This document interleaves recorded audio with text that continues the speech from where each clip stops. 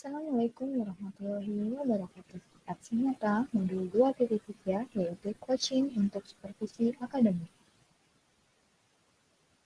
Dengan tujuan pembelajaran khusus yaitu CGP menanamkan rangkaian supervisi akademik dalam pembelajaran dengan menggunakan paradigma berpikir coaching dan melakukan refleksi terhadap praktik supervisi akademik tersebut. Perkenalkan, saya Eva Praviani SPD, calon guru penggerak angkatan 9 dari Kabupaten Kuburaya. Bapak Iwan Kamaludin MPD selaku fasilitator, Bapak Arif Faih Hadi Firmansyah MPD selaku pengajar praktik. Kegiatan pra-observasi dengan rekan sejauh. Assalamualaikum. Waalaikumsalam Pak Dwi. Ada apa Pak Dwi? Ada waktunya sebentar? Jam berapa ini ya? Oh Ada- boleh. Ada ya. Apa kira-kira? Sedikit minta solusi atau masukan sih Bu. Apa tuh? Bisa nggak nih? Tentang apa loh Ya, Pak? proses pembelajaran yang sudah saya laksanakan lah sebagai guru penjaskes seperti itu kan. Jadi Bapak pingin dapat masukan Iya. tentang pembelajaran di proses pembelajaran penjaskes Iya. gitu ya. Jadi gimana Pak dengan proses pembelajaran Bapak nih? Kalau boleh saya tahu secara iya. detailnya. Karena kan saya ketika ngadep Ibu ini kan berarti ada masalah pasti kan Bu. Jadi ada beberapa yang ingin saya tukar pikiran, kemudian kalau memang ada masukan nanti bisa untuk perbaikan pembelajaran saya ke depannya seperti itu. Jadi apa yang kira-kira saya perlu bantu Bapak ini? Dalam proses pembelajaran Bapak tuh seperti apa? Untuk karena penjaskes kan sebenarnya ada dua yang perlu menjadi penilaian istilahnya Ibu. Pertama mengenai pengetahuan anak, kemudian yang kedua keterampilan seperti kan. Ketika keterampilan saya rasa mungkin walaupun ada kurang untuk penilaian anak, tapi dari segi minat bakat anak lumayan untuk dari segi keterampilan. Tapi di sini yang menjadi permasalahan itu mengenai pengetahuan anak di kelas seperti itu. Oke, jadi dalam proses penilaian pengetahuan PJOK di kelas Iya. gitu ya. Kira-kira nih dari berapa siswa yang kurang gitu Pak? Kalau pakai siswa mungkin saya Dalam siswa persentase itu, lah seperti itu iya, Bu. persentasenya. 60% itu saya rasa udah cukup mampu untuk memahami pemahaman tentang pengetahuan materi penjaskes, tapi ada juga yang 40% itu masih saya rasa masih kurang dan perlu ditingkatkan seperti itu. Oke, jadi masih ada 40% Ya, siswa yang belum mampu ya. dalam nilai pengetahuannya. Iya. Kira-kira Bapak nih sudah melakukan trik apa saja untuk meningkatkan itu? Sebenarnya karena kan ketika mengajar otomatis pasti kita merasa ya seperti Bu misalnya oh ini masih ada yang kurang gitu kan. Jadi ketika semester kemarin saya ada beberapa trik ataupun cara yang saya lakukan untuk mencoba supaya hasil belajar pengetahuan anak itu sedikit meningkat lah seperti itu. Seperti misalnya saya coba bukan hanya ceramah, misalnya saya menjelaskan materi tentang sepak bola, saya jelaskan seperti tidak tapi saya selingi dengan kuis, misalnya saya berikan kuis. Kemudian selain itu kadang saya juga menerapkan yang namanya ice breaking supaya menarik minat anak ketika sebelum belajar pengetahuan ataupun teori, jadi mereka diberikan ice breaking seperti itu. Oke, kira-kira ada peningkatan nggak setelah Bapak melakukan trik tersebut? Ya Bu, walaupun saya juga karena kan tadi ketika saya melihat penilaian anak gitu kan 60-40 saya rasa ada perubahan yang walaupun tidak terlalu signifikan ketika saya tanpa quiz, tanpa ice breaking, dengan yang menggunakan ice breaking ataupun dengan quiz ada peningkatan walaupun ya masih saya rasa masih belum maksimal seperti itu. Oke, kira-kira peningkatannya ada berapa persen Pak? Dari 40% itu? Dari 40% kalau pakai persen ya Bu, karena kan itu 40% itu udah langsung total dari yang saya terima di kemarin. Jadi mungkin sebelum saya menerapkan ice breaking itu mungkin bisa dikatakan di bawah 40%. Oke, jadi sebelumnya itu di bawah 40%, Iya. setelah melakukan ice breaking dan Quiz, quiz itu iya. naik menjadi 40%. Iya, saya rasa Nah, 40%. sekarang Bapak ingin menaikkan dari 40% itu kemana? saya tidak terlalu muluk-muluk lah istilahnya. Kalau memang ketika diminta untuk bisa ditingkatkan, mungkin terbalik 60%-nya ataupun 70% itu yang berhasil, walaupun ya kita tidak bisa paksakan mau 90% ataupun 100% kan masih belum. Jadi setidaknya nanti ketika saya konsultasi seperti ini bisa meningkatkan sekitar 50 atau 60 atau 70% untuk yang ketegasan pengetahuan dari yang 40 tadi seperti. Oke. Jadi Bapak ingin menaikkan dari 40% itu Iya. ke 60% atau Atau 70% 70%. ya sementara inilah seperti Iya. itu sih. Apa yang kira-kira akan Bapak upayakan untuk bisa menaikkan itu lagi? Eh, Trik apa yang akan iya. Bapak upayakan? Trik, karena kan kalau penjust case ini kan ada dua nilai dari istri sampaikan mengenai pengetahuan dan keterampilan seperti itu ya Bu. Kalau keterampilan mungkin minat bakat anak nanti juga berbeda-beda, sama juga dengan di pengetahuannya. Jadi saya sedikit tertarik itu mengenai pembelajaran yang terbaru lah, seperti pembelajaran berdiferensiasi seperti itu sih. Jadi Bapak akan melakukan pembelajaran berdiferensiasi. Ya, Kenapa Bapak tertarik dengan pembelajaran berdiferensiasi? karena gini ya Bu, anak itu kan punya minat bakat itu kan masing-masing berbeda seperti itu kan, tidak bisa kita paksakan. Ketika saya menjelaskan sepak bola, saya ceramah tentang sepak bola saja tanpa memberikan apa sih yang disukai anak. Misalnya mereka ketika pengen pembelajaran sepak bola, saya hanya menjelaskan, tapi ketika misalnya ada anak yang pengen, Pak itu gambar orang bermain sepak bola ataupun video orang bermain sepak bola seperti apa sih Pak. Jadi ketika saya terpikir untuk pembelajaran berdiferensiasi itu kayaknya bisa untuk diterapkan di pembelajaran saya seperti itu. Kira-kira kapan Bapak akan melaksanakan pembelajaran berdiferensiasi ini?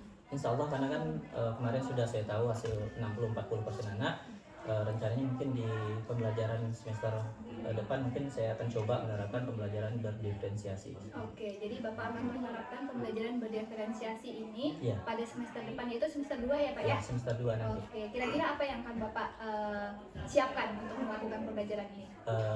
Kalau ditanyakan tentang kesiapan ya otomatis ketika kita mengajar itu kan otomatis pasti ada rencana. Jadi ketika misalnya saya akan menerapkan atau pembelajaran berdiferensiasi, otomatis yang pertama saya siapkan itu mengenai RPP ataupun perangkat pembelajaran yang mendukung untuk pembelajaran berdiferensiasi seperti itu. Oke. Apakah Bapak memerlukan rekan atau siapa yang akan membantu Bapak dalam proses pembelajaran ini? Iya, kalau seperti itu sih sepertinya sudah pasti, karena kan pemahaman saya mengenai pembelajaran berdiferensiasi itu masih kurang, masih belum, walaupun hanya masih kecil lah untuk pemahamannya. Jadi mungkin saya akan sedikit berkonsultasi itu dengan salah satu guru senior di sekolah saya. Itu kebetulan juga beliau itu guru penggerak, itu Bu Alilah itu kan. Jadi mungkin nanti ketika mempersiapkan rencana pembelajaran, perangkat dan sebagainya tentang pembelajaran berdiferensiasi, saya mungkin akan konsultasi dengan beliau. Oke, saya akan tunggu ya Pak. Berarti tahun depan Bapak akan melakukan pembuatan rencana Iya. untuk proses pembelajaran. Jadi Iya. nanti saya akan lihat di tahun depan ya Pak ya. Iya. Jadi nanti kita ketemu lagi di tahun depan. Saya akan melihat proses perencanaannya dan proses pembelajaran pada kelas berapa Pak? Kelas 6. Oke, kelas 6 ya Pak ya. Oke, nanti di kelas 6 ya Pak ya. Sampai Iya. ketemu lagi ya Pak ya. Iya. Sudah mulai masuk lagi nih Pak Iya. jamnya. Jadi saya mau masuk juga nih.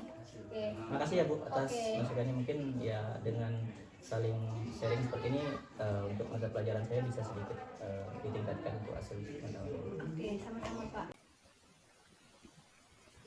Kegiatan observasi dengan rekan sejawat.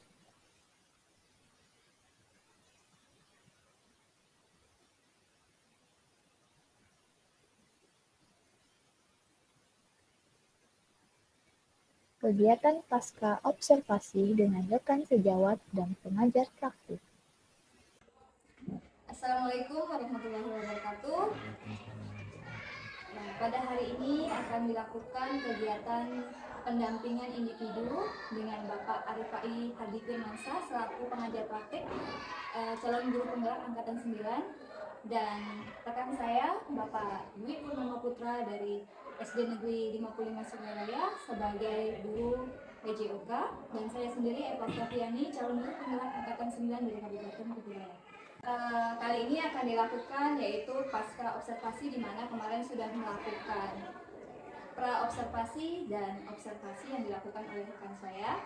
Nah, sekarang Bapak sudah siap untuk dilakukan Insya wawancara, Allah Bapak? ada siap. Oke. Sebelumnya bagaimana Pak kabarnya? Alhamdulillah baik Bu. Alhamdulillah baik ya Pak ya. Gimana Bapak kesan atau perasaan Bapak setelah melakukan proses pembelajaran berdiferensiasi waktu kemarin Pak? Kalau terkait perasaan bagaimana sistem mengajarnya mungkin terasa sedikit ada perbedaan ya Bu. Karena kan yang namanya model ataupun yang berdiferensiasi itu kan sedikit hal baru lah istilahnya kan, yang biasa kita temui. Dengan yang lama itu biasanya kan kalau pembelajaran yang lama kita ajar, yang bisa tidak bisa, mau tidak mau ya siswa mengikuti apa yang diminta atau yang dikerjakan gitu. Tapi kalau yang berdiferensiasi kan seperti yang udah saya pelajari kemarin itu kan berkaitan dengan bagaimana kita mengelompokkan siswa itu berdasarkan minat bakatnya seperti itu kan. Jadi kalau memang dari segi perasaan mungkin kalau saya pribadi mungkin agak sedikit apa yang namanya sedikit terbantu lah dengan adanya pembelajaran berdiferensiasi yang saya lakukan kemarin. Alhamdulillah sangat terbantu ya Pak ya. Iya. Apakah dalam proses pembelajaran kemarin itu sudah sesuai dengan rencana pembelajaran yang Bapak buat? Kalau dari segi rencana pembelajaran karena kan sebelum kita melaksanakan pembelajaran kan memang ada yang namanya RPP atau rencana pembelajaran kan, kemudian berdiferensiasi seperti itu kan. Kalau ketika pelaksanaannya Insya Allah itu kemarin sudah hampir walaupun tidak 100% tapi sudah mulai saya katakan bisa berjalan sesuai dengan rencana pembelajaran yang berdiferensiasi yang ingin saya laksanakan seperti itu Bu. Nah, kira-kira udah tercapai berapa persen gitu Pak? Untuk apanya nih Bu? Pencapaiannya apakah dari segi nilainya kah atau dari segi pengelolaan kelasnya seperti itu? Dalam pengelolaan kelas dan nilainya. Pengelolaan kelas, kalau pengelolaan kelas saya rasa ketika kemarin pembelajaran saya terapkan pembelajaran berdiferensiasi saya kan Bu, saya tidak bisa bilang 100%, mungkin sekitar 90 atau 85% itu bisa dikatakan berjalan dengan ya sesuai yang diinginkan itu walaupun tidak 100% ya seperti. Jadi udah sesuai ya Pak ya? Ya. Istilahnya dari sebelumnya waktu kita melakukan kemudian itu ya udah ada peningkatan. ada peningkatan. Kemudian masalah nilai pun karena mungkin ada hal baru yang saya sampaikan atau saya tampilkan seperti itu kan Ibu. Istilahnya berdiferensiasi, mereka berkelompok, kemudian tidak langsung saya kasihkan misalnya catatan, mereka semuanya mencatat, tidak seperti itu. Jadi ketika misalnya saya kelompokkan, ada yang apa namanya yang hobi melihat audio visual berupa video gitu kan atau hanya berupa gambar, jadi mereka ada hal baru itu sepertinya untuk nilai juga ada sedikit peningkatan. Mulai ada peningkatan. Itu ya Pak? Iya. Kira-kira nih, boleh nggak saya minta Bapak itu menceritakan hal-hal yang menurut Bapak itu rasa memuaskan dan menurut Bapak itu hal-hal yang kurang memuaskan dalam pembelajaran kemarin? Yang setelah diterapkannya pembelajaran berdiferensiasi ya Bu, yang hal memuaskannya kalau dari saya pribadi ataupun sebagai guru itu ya tadi pengelolaan kelas itu lebih efektif dalam artian seperti ini Bu. Ketika kita kelompokkan anak-anak yang suka minat bakatnya tadi di bagian menonton, misalnya kan materi saya kemarin itu tentang guling depan gitu kan, materi senam lantai kan. Jadi ya, jadi ketika mereka di apa namanya di kelompokkan seperti itu kan, jadi mereka punya hal-hal lah yang bisa mereka gunakan untuk pembelajaran sesuai dengan minat dan bakat mereka seperti itu. Kalau yang tidak memuaskan atau yang saya pribadi belum tercapai itu karena masih baru ya Bu, untuk apa namanya untuk saya terapkan pembelajaran berdiferensiasi itu kan sebenarnya bukan hanya di bagian konten ya kayak ini istilahnya yang saya tampilkan ke anak gitu kan. Jadi kemarin mungkin belum memuaskan itu ke bagian produk. Jadi istilahnya saya pengennya itu nanti ketika setelah saya berdiferensiasi itu bagian kontennya, nanti mungkin setelah itu nanti ada di bagian proses itu nanti saya mungkin juga sama diferensiasi berdasarkan kelompok minat bakat anak, kemudian nanti juga rencananya produk sesuai dengan minat bakat mereka. Jadi tidak dipaksakan oh ini harus ini, karena kita juga tidak bisa melihat memaksakan misalnya anak tuh nggak mau dia misalnya mencatat gitu kan, tapi mereka bisa kadang memahami ketika ditampilkan sebuah video ataupun sebuah gambar, mereka bisa masing-masing, karena kan tadi disampaikan bahwa bakat dan minat anak itu bisa dikatakan berbeda-beda seperti itu.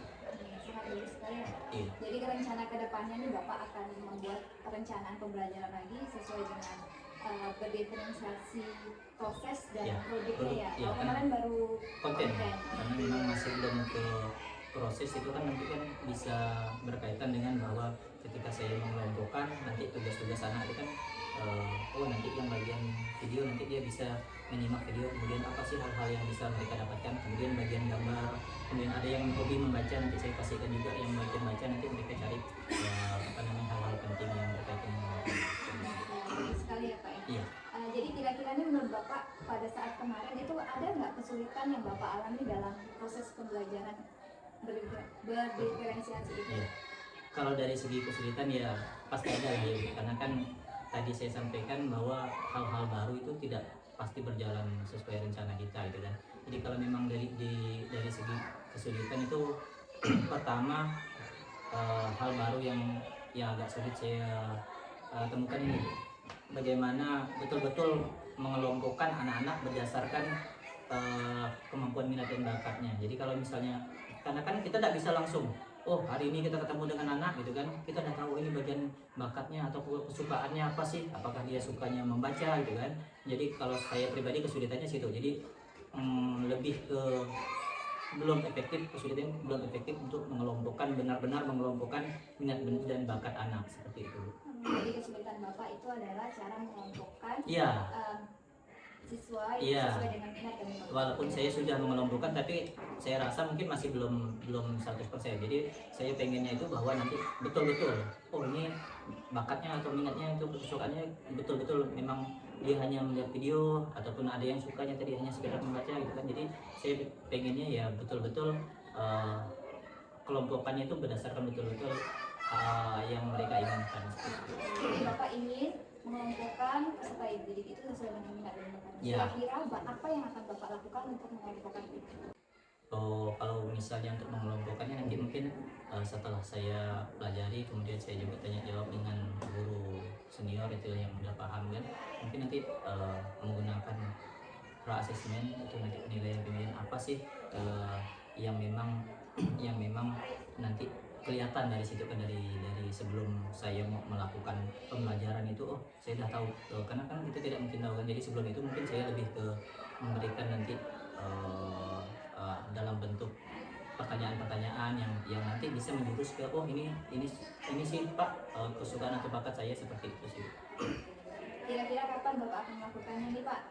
Untuk pembelajaran mungkin secara bertahap Ibu, karena kan pertama tadi itu hal baru, kita tidak bisa langsung langsung terapkan semuanya, mau konten kemudian langsung ke produk, kemudian langsung ke proses gitu kan, atau proses baru ke produk. Jadi mungkin setelah ini saya lebih ke konten kan udah saya laksanakan, tapi nanti juga tetap saya laksanakan kembali yang konten, kemudian setelah itu nanti ada pembelajaran berdiferensi yang proses rencananya seperti itu di pertemuan berikutnya Bu. Walaupun belum ke yang produknya sih seperti itu. Baik Pak, nanti saya tunggu ya Pak ya. Iya. Baiknya. Jadi percakapan hari ini itu kita akan menghasilkan, yaitu Bapak merasa berhasil Ya. sudah melaksanakan Walaupun pembelajaran berdiferensiasi tidak walaupun belum 100% lah. maksimal, Iya. dan kedepannya Bapak akan melakukan Pembelajaran diferensiasi tapi berkaitan dengan produk konten, kemudian juga melibatkan proses seperti itu. produk dan Konten dan proses. Tapi nanti setelah itu mungkin juga karena kan jadi satu kesatuan seperti itu.